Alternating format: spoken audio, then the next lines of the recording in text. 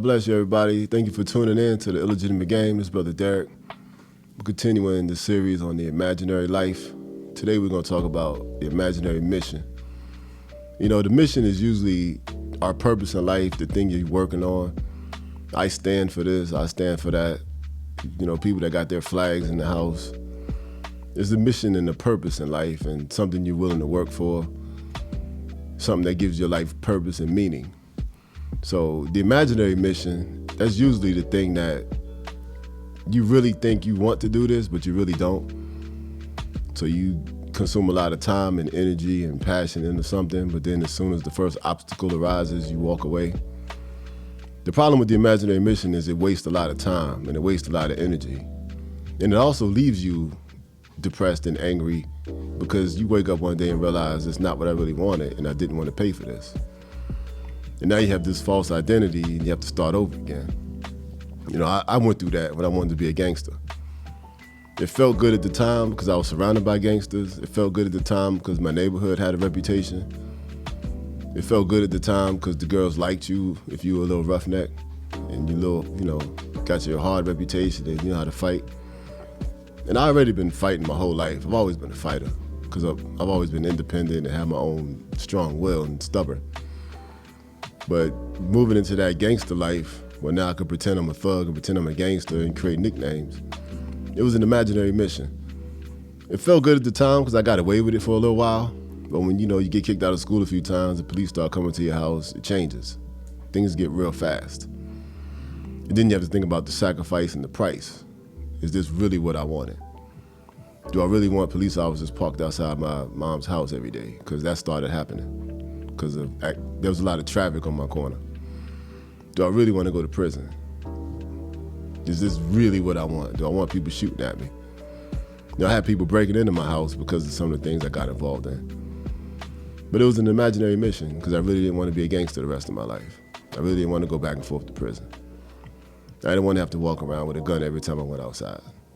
But like I said, for a minute, there was pride and ego involved. And of course, I liked the girls liking me. So I did things to make girls like me. Walking around school, flashing money, all that stupid stuff we do. Because it's pride and ego, but it's an imaginary mission because you really don't want to pay that price. And then all those years I wasted living like that, it really knocked me off the purpose God had for my life, and that's the worst part. You don't get that time back.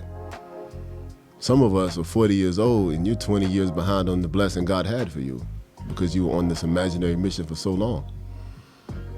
The longer you're on that pride, ego, emotional mission, I'm gonna call it the imaginary mission, the longer you're doing that, the further and further you're getting away from where God wants you to be. It's kind of like traveling north. You're supposed to be going to Chicago, but you end up in Rochester. They're both north, but it's the wrong north.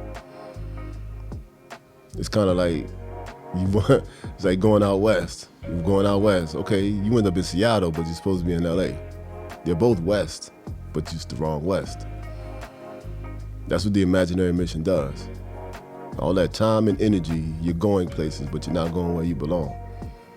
But as long as we're moving in that ego and in that pride, as long as we're emotional and feel good and feel justified, you just keep going until reality hits.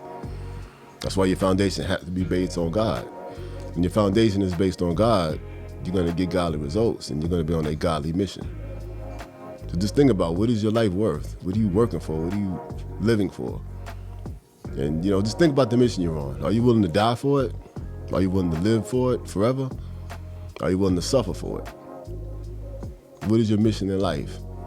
And there's always, especially now that everything's online, we always are pushed with all these agendas and ideas, like BLM, Black Lives Matter. I knew that was a fraud from the beginning because of the people who started it. But did a good job getting people emotionally riled up. They did a good job on social media by finding other influencers to push the agenda. But when we look at the result of BLM 3 years later, what really happened?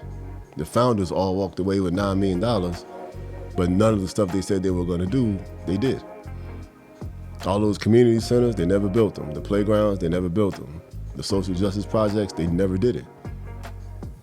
And there's many documentaries out there. You can research it yourself.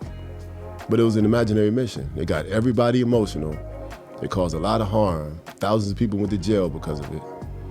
There was a lot of anarchy, but it left millions of teenagers and college students disillusioned because they thought they were fighting for something, but they weren't. They were just making a small group of people rich.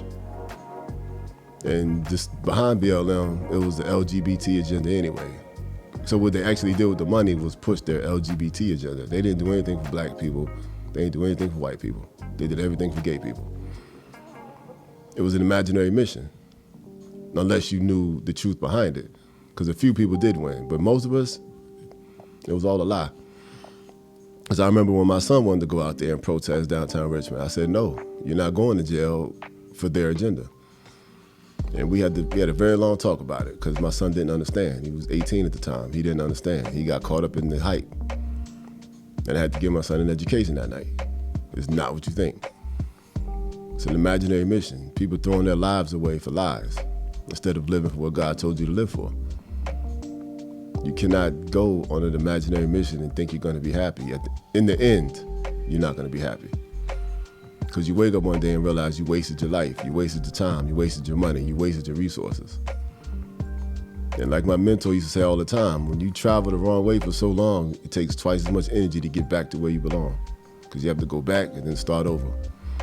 Because everything in God's kingdom is about him making you a different person, making you a better person. Whether you're a teacher, preacher, singer, writer, producer, photographer, plumber, electrician, whatever you are, God is doing something to make you a better person. So when you're on that imaginary mission for so long with the wrong foundation and the wrong results, God has to start over with you.